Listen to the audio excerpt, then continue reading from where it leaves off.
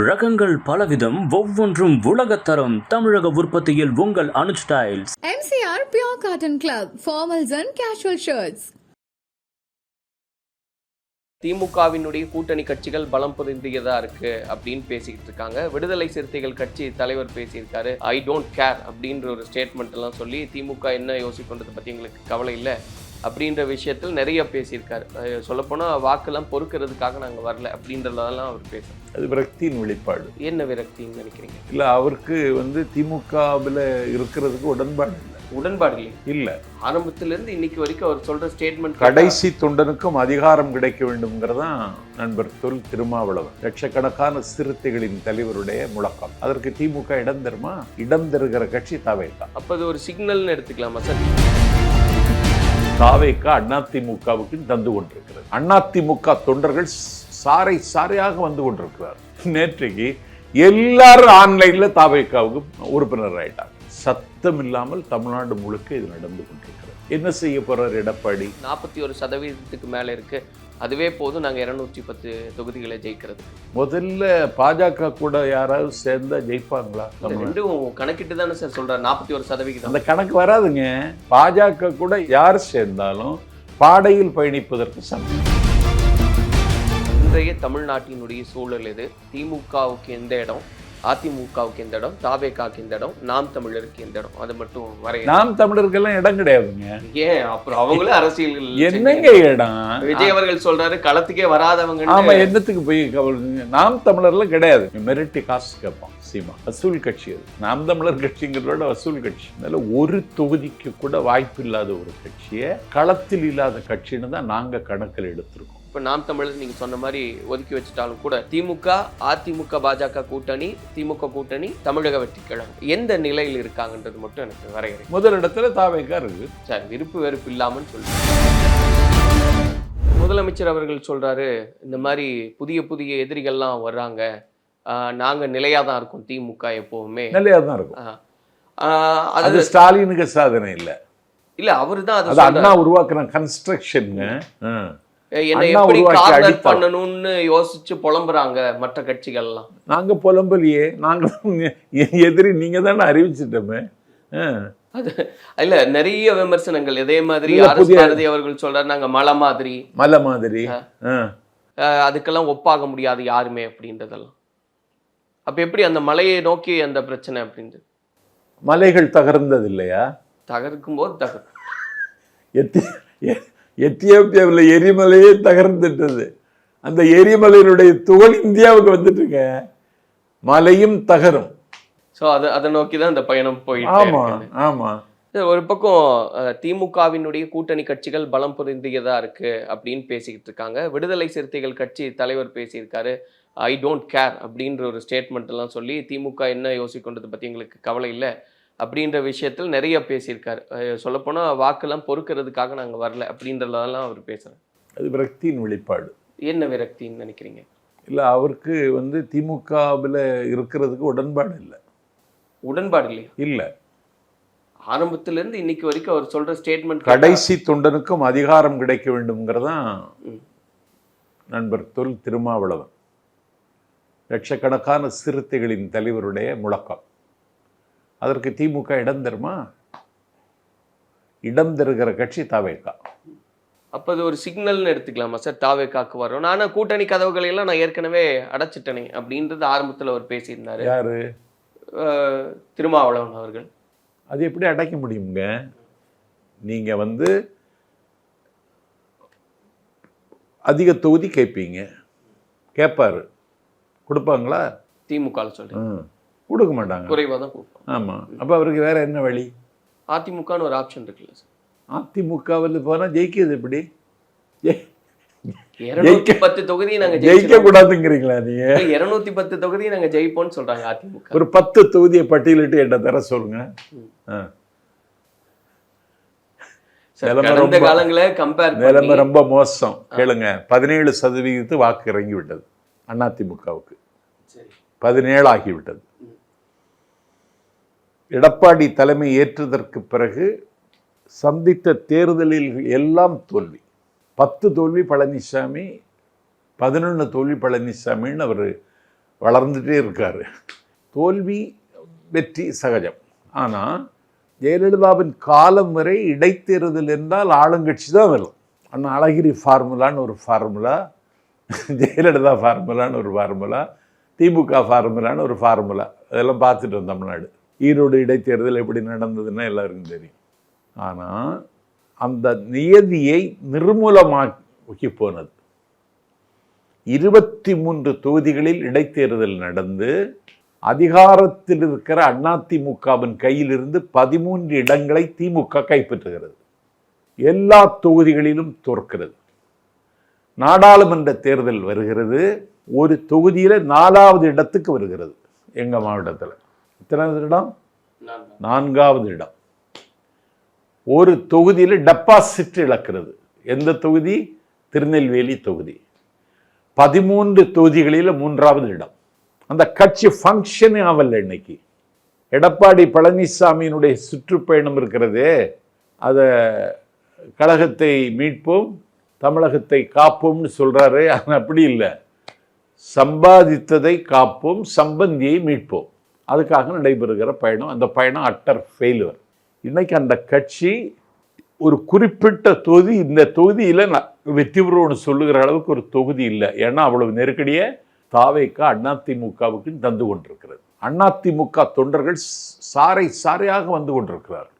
நேற்றுக்கு கன்னியாகுமரி மாவட்டத்தில் ஆரல்வாய் மொழியில் ஊரில் எல்லா ஓட்டையும் ஏடிஎம்கே ஓட்டு. ஆரல்வாய் மொழிக்கு அருகில் நேற்றைக்கு எல்லாரும் ஆன்லைனில் தாவேக்காவுக்கு உறுப்பினர் ஆயிட்டாங்க. சத்தம் இல்லாமல் தமிழ்நாடு முழுக்க இது நடந்து கொண்டிருக்கிறது. என்ன செய்ய போறார் எடப்பாடி? ஆனால் பொதுக்குழுவில் அவர் சொல்றாரு 24 தேர்தலில் வச்சு பார்க்கும்போது பாஜகவும் அதிமுகவும் வாங்கின ஓட்டு சதவிகிதம்னு பார்க்கும்போது 41% மேலே இருக்கு. அதுவே போதும் நாங்கள் 210 தொகுதிகளை ஜெயிக்கிறதுக்கு. முதல்ல பாஜக கூட யாராவது சேர்ந்தா ஜெயிப்பாங்களா? ரெண்டும் கணக்கிட்டு தானே சார் சொல்றாரு 41%. அந்த கணக்கு வராதுங்க. பாஜக கூட யார் சேர்ந்தாலும் பாடையில் பயணிப்பதற்கு சமம். தமிழ்நாட்டு மக்கள் பாஜகவுக்கு வாக்களிக்கிற மனநிலையில் இல்லை. இல்லை அப்படி நாடு சுற்றி வருகிற நாஞ்சில் சம்பத் சொல்லுகிறேன். தமிழ்நாட்டில் இருந்து என்ன கேட்குறோம்? மதுரைக்கு எங்களுக்கு மெட்ரோ தாருங்கன்னு கேட்குறோம். கோவைக்கு மெட்ரோ தாருங்கன்னு கேட்குறோம். மதுரை கலாச்சார தலைநகரம். மதுரை விண்மறைக்கும் கோபுரங்களும் வினைமறைக்கும் கோயில்களும் சூழ்ந்த ஊர். மதுரை எங்கள் கண்ணகி நீதி கேட்ட ஊர். மதுரை சிவபெருமான் திருவிளையாடல் நடத்திய இடம். மதுரை அங்கேயர்கண்ணி மீனாட்சி ஆட்சி செய்கிற இடம்.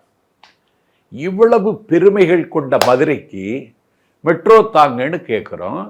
கோயம்புத்தூர் தமிழ்நாட்டினுடைய தென்னகத்தினுடைய மான்செஸ்டர், அங்கே கேட்குறோம்.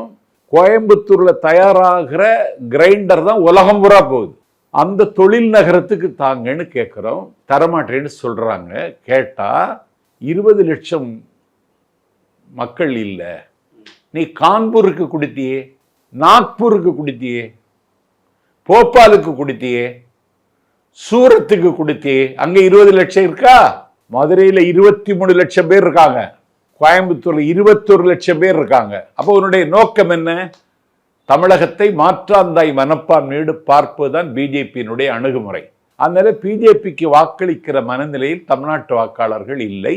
அந்த கட்சியோடு யார் சேர்ந்தாலும் அது சனிப்பணத்துக்கு கூட சேர்ந்தது மாதிரி. ஸோ அப்போ அது ஜெயிக்கிறதுக்கான வாய்ப்பு இல்லை. 210 தொகுதின்னு சொல்றது பேச்சளவில் சும்மா சும்மா.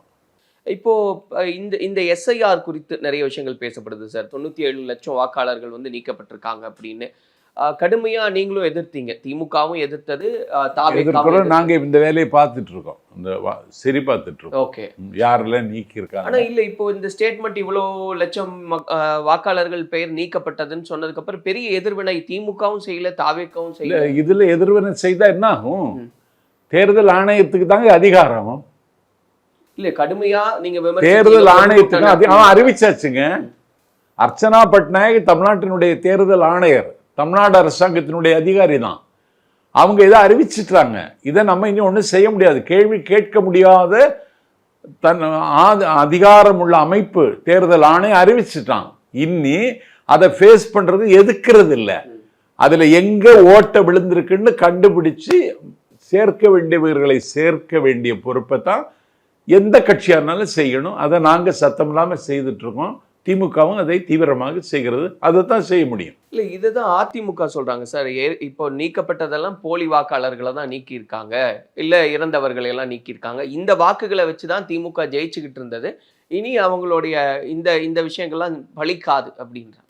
இல்லை திமுக தேர்தல் காலங்களில் இப்படி சில முறைகேடுகளை துணிஞ்சு செய்வாங்க. அதை மனசில் வச்சுருந்தா அவர் சொல்கிறார். ஆனால் தேர்தல் ஆணையம் இப்படி செய்வது என்பது நல்லதில்லைன்னு சொல்லுறதுக்கு கூட எடப்பாடி பழனிசாமியினுடைய நாக்கு வலிமை இழந்து விட்டதுன்னு கவலைப்படுறேன் நான். ஆனால் இதை வச்சு தானே திமுக ஜெயிச்சாங்கன்னு சொல்லும்போது அதெல்லாம் நீக்கப்பட வேண்டியது தானே சார் அவங்க சொல்றாங்க. அதை ஏன் நீங்க ஆதரிக்கிறீங்க? தாவேக்கு ஆதரிக்கிறே. நாங்க ஆதரிக்கிறது எதுக்கிறது இல்லை. நாங்க இப்போ இது என்ன செய்யறது? இது வரக்கூடாது, வந்தாச்சு. வந்ததை எப்படி ஃபேஸ் பண்றது? புண்ணு வந்தாச்சு, மருந்து போடணுமே தவிர அதை பற்றி சொல்லிட்டு இருக்கக்கூடாது. ஏன்னா பீகார்லேயும் இப்படி தான் நடந்துச்சு, இப்போ தமிழ்நாட்டிலையும் நடக்க போகுது. இப்போ நாங்கள் எங்கள் வாக்காளர்கள் யாராவது விடுபட்டிருக்காங்களான்னு தேடி அதை சேர்த்துட்ருக்கோம். அந்த பணிகள் தான் போயிட்டுருக்கு. அதான் போயிட்டுருக்கு. நிறைவா சார், இப்போ விருப்பு வெறுப்பு இல்லாமல் இன்றைய தமிழ்நாட்டினுடைய சூழல் எது? திமுகவுக்கு எந்த இடம், அதிமுகவுக்கு எந்த இடம், தாவேகாவுக்கு எந்த இடம், நாம் தமிழருக்கு எந்த இடம்? அது மட்டும் வரை. நாம் தமிழருக்கெல்லாம் இடம் கிடையாதுங்க. ஏன் அப்புறம் அவங்களும் அரசியல் என்னங்க இடம்? விஜய் அவர்கள் சொல்றாரு களத்துக்கே வராதவங்க. ஆமா, என்னத்துக்கு போய் நாம் தமிழர்ல கிடையாது. இங்க பாருங்க, 12 வயசுல நாம் தமிழர் கட்சி தலைவர் சீமாண்ட போய் சேர்ந்தான் ஒரு தம்பி. எத்தனை வயசுல? 12 வயசு. இப்போ அவனுக்கு வயசு 25. அவன் செத்துட்டான்.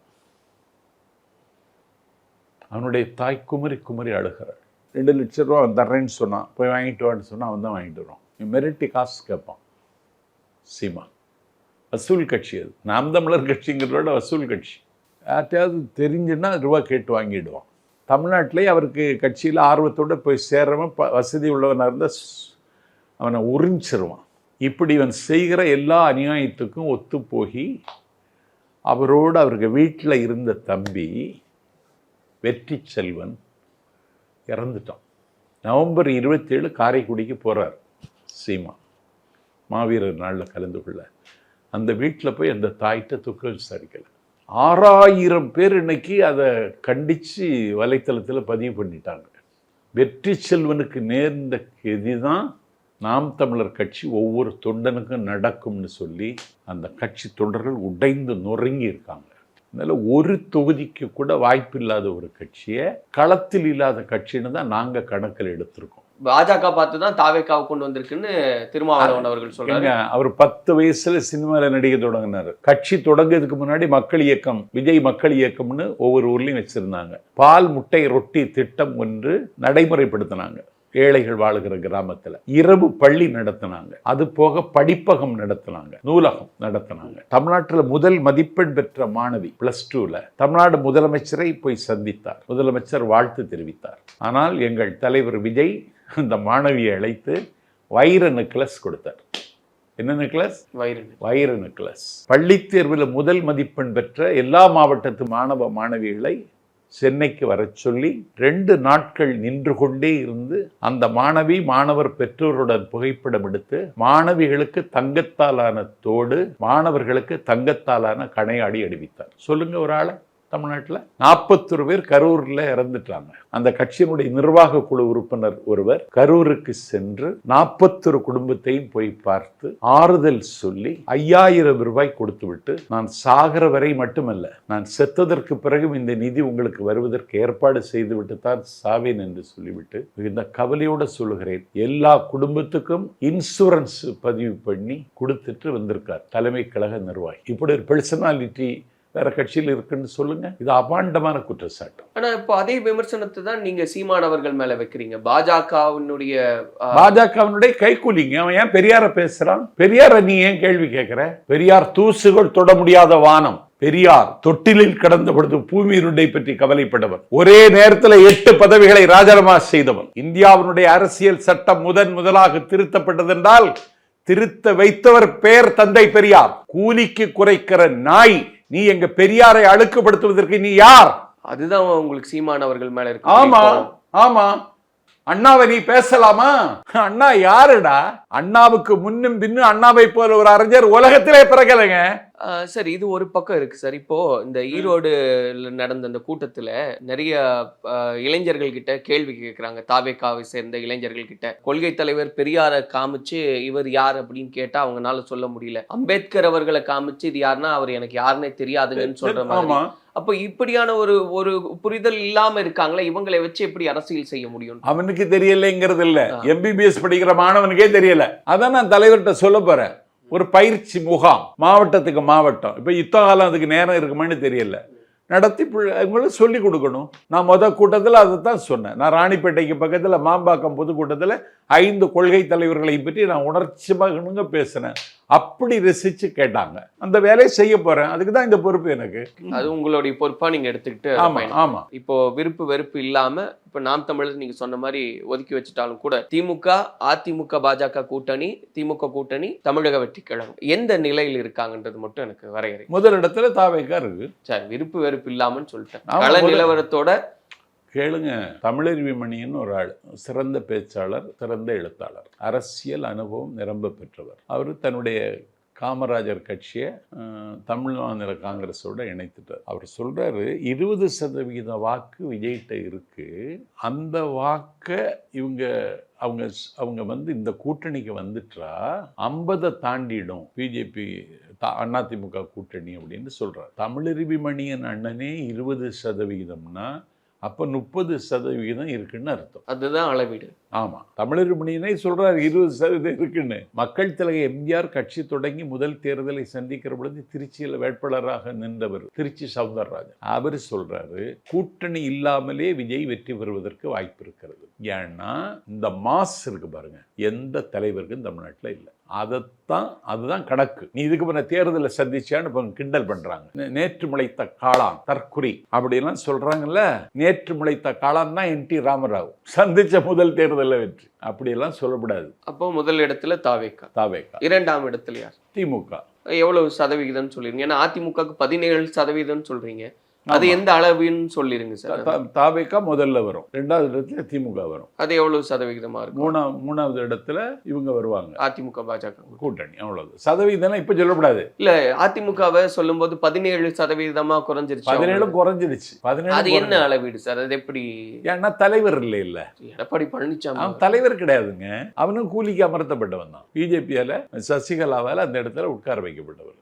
அவன் இவன் எப்படி சார்? அவன் சொல்லல, அவர் மேதகு எடப்பாடி பழனிசாமி. விஜய் அவர்கள் சொல்லியிருக்காரு யாரையும் ஒருமையில பேசக்கூடாது, முதல் தடவை உங்ககிட்ட சொன்னாருன்னு பேசக்கூடாது. அது மேதகு எடப்பாடி பழனிசாமி சசிகலாவால் அந்த இடத்துல உட்கார வைக்கப்பட்டவர். அதற்கு பிறகு அவருடைய ஆட்சி நின்றது, நிலைத்ததென்றால் எல்லாம் பிஜேபி கட்சி போட்ட பிச்சை, நீதிமன்றம் காட்டிய கருணை. இப்போது அவருக்கு சோதனை வந்தாச்சு. இந்த கட்சியை காப்பாற்ற வேண்டிய பொறுப்பு. காப்பாற்ற மாட்டாருங்கிறது அதிமுக தொண்டனுக்கே தெரியும். எந்த நிபந்தனையும் இல்லாமல் சேருகிறேன் அப்படின்னு சொல்றாரு. 3 முறை முதலமைச்சராக இருந்த அண்ணன் OPS இன்னைக்கு 5 மணிக்கு கூட்டம் வச்சிருக்காரு. என்ன முடிவெடுக்க போறாருன்னு தெரியாது. எனக்கு ஒண்ணுமே வேண்டாம், கட்சி நன்றாக இருந்தால் போதும்னு சொல்றாங்க சசிகலா அம்மா. அவர் சேர்க்க தயார் இல்லை. அப்படின்னா என்ன அர்த்தம்? அவருக்கு இந்த பொதுச் செயலாளருங்கிற பதவி இருக்கு பாத்தீங்களா, அது அவருக்கு பெரிய பூரிப்பா இருக்கு. நீ பொதுச் செயலாளராகவே நீடிக்க முடியாது. நிலைமை அப்படி வரும். இதுதான் இன்னைக்கு தமிழ்நாட்டினுடைய நிலவரம். நிறைவா நீங்க சொன்ன மாதிரி சார், தமிழக வெற்றி கழகத்தை சேர்ந்த இளைஞர்களுக்கு ஒரு செய்தியோட இது நிறைவு செய்யலாம். அவங்களுக்கு என்ன செய்தி சொல்லணும்னு நினைக்கிறேன்? வருகிற காலம் மிக முக்கியமான காலம். எந்த தலைவரை நீங்கள் உயிரென நேசிக்கிறீர்களோ, எந்த தலைவரை கொண்டாடுகிற பொழுது நீங்கள் மகிழ்ச்சியின் உச்சிக்கு செல்லுகிறீர்களோ, அந்த தலைவர் அதிகாரத்துக்கு வருகிற காலம் சமீபித்து விட்டது. அதிகாரத்தில் இருந்த கட்சியையும் அதிகாரத்தில் இருக்கிற கட்சியையும் அப்புறப்படுத்திவிட்டு அதிகாரத்திற்கு வருகிற தலைவராக தமிழ்நாட்டில் விஸ்வரூபம் எடுத்திருக்கிறார். ஆகவே மிச்சமுள்ள நாட்களில் இரவை பகலாக்கி, பகலை இரவாக்கி, பொதுமக்களை அணுகி, கரும்பு தோற்கிற கனிவோடு அணுகி, இரும்பு தோற்கிற துணிச்சலோடு களத்தில் நின்று, இரும்பு தோற்கிற சுறுசுறுப்போடு பணியாற்றி தமிழக வெற்றி கழகத்தை ஆட்சிக்கு கொண்டு வர தன்னை மறந்து கடமையாற்றுங்கள். தரணியில் தமிழக வெற்றி கழகம் பாராண்டதென்ற செய்தியை பூமிக்கும் தாருங்கள், புவிக்கும் தாருங்கள். நன்றி, வணக்கம். ஒரே ஒரு கேள்வி மட்டும் அதில் இருக்குது சார். இரவை பகலாக்குங்கள்னா என்னால் புரிஞ்சுக்க முடியுது, கடுமையாக உழைக்கணும்னு. பகலை இரவாக்குங்கன்னா அது என்ன அர்த்தம்? பகலையும் தூங்கப்படாது, இரவையும் தூங்கப்படாது. சரி, அதுதான் அதுக்கு பொருள். ரகங்கள் பலவிதம், ஒவ்வொன்றும் உலகத்தரம். தமிழக உற்பத்தியில் உங்கள் Anuj tiles. MCR Pure Cotton Club, formals and casual shirts.